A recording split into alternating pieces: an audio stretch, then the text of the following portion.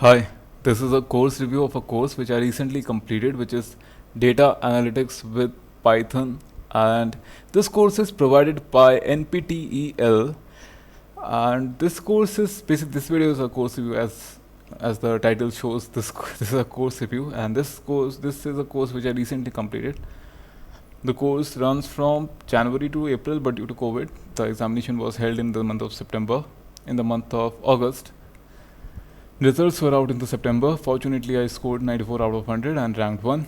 But I would like to discuss that at the very end of the video. I would like to talk about who should take the course, or why should you take the course, what would be the takeaways, the major takeaways from the course, theory part, practical part, how deep the course goes, how wide the course is, difficulty, time allotted, support provided during the course, scope of improvement if any, and tips and techniques.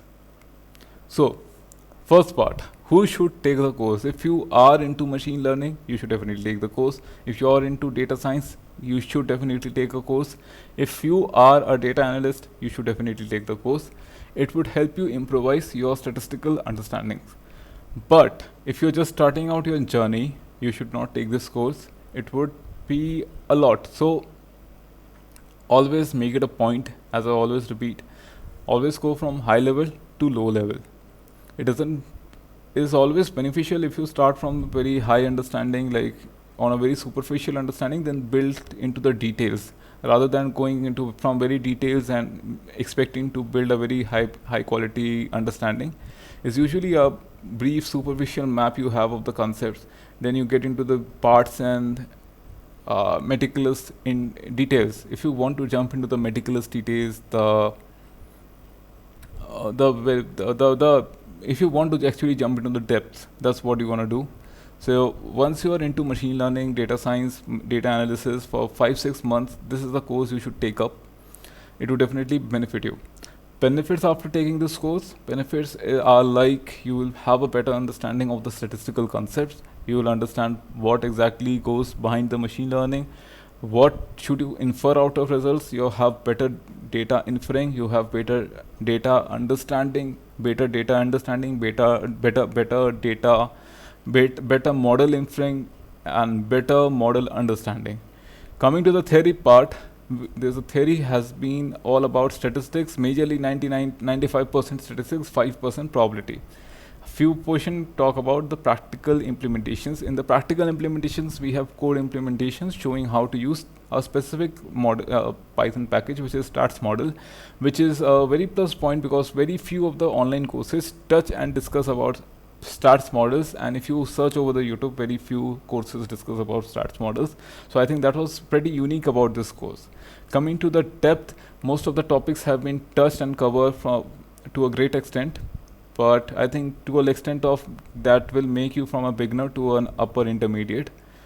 With most of the topics have been coming to the width of the course, most of the topics have been covered. I think that's good. Difficulty I would say is good. I mean, if you're doing statistics, you should understand the difficulty at your own end, but not too difficult, not too easy, good enough. Good enough to be confident in statistics.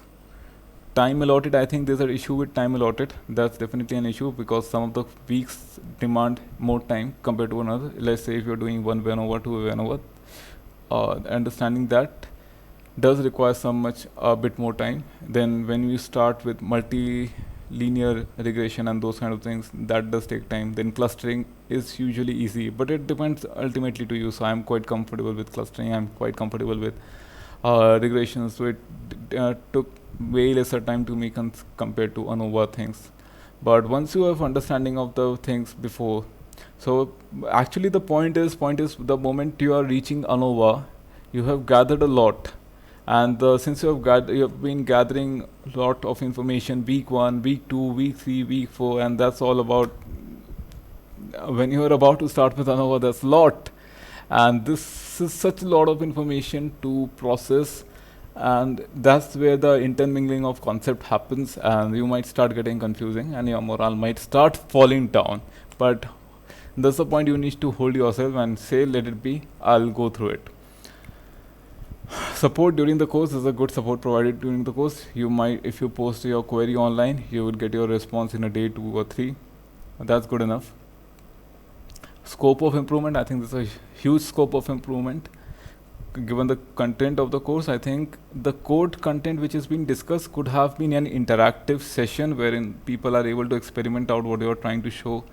If not an interactive session, which is a difficult setup to set, we could have been provided with a Git repository that would have definitely benefited the students, or Docker images, those kind of things. I was trying to make a Docker image, then my system had run into issues and I had lost all the progress. So if I am to make this again, expect me to get it done by December or January. And that's okay. I mean, course is not running up till then. Good enough. My few cents and tips on the people who are about to take up this course in the next session would be, take it from a very learning perspective. That did help me. So when I was starting with the statistics, I've been very skeptical with the course. I was like, will I be able to score good?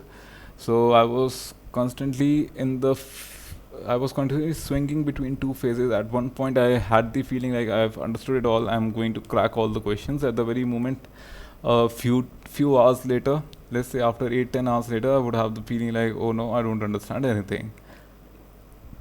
Everything is gone. I don't understand anything. So that is a constant feeling you might have, and that's very normal, extremely normal. Trust me on this. The more you have, the better it is. But just ensure that you don't have this feeling on the exam day. Right. So before the exam day, you would have understood it all. But you might. I was feeling like if I score somewhere between 70 or 80, I would be more than happy. Although I had the full preparation, I've covered it all. I've covered more than required. I've even gone through the stats model, Python implementations, what to do, like what to have what does model summary mean, and those kind of things. So I think that was good enough. Is always beneficial. So I did a lot of study on the probability questions, the base theorem questions, the binomial questions, those kind of things. I did practice a lot, but for my own interest, because I wanted to learn. So even if I had scored, I would have no sorry feelings, because I was genuinely doing the course for the point of learning and upgrading myself. And I think that should be the aim for you. At the end of the day, when I click the submit button up in the examination hall, that's the point you already know, like what would be your score. I was expecting somewhere in 93 to 96, and my score was 94. That's good enough. Yeah. So that's what you can do. If you have any questions, hit me up. I would be more than happy to help you out. Alright, take care. Bye bye.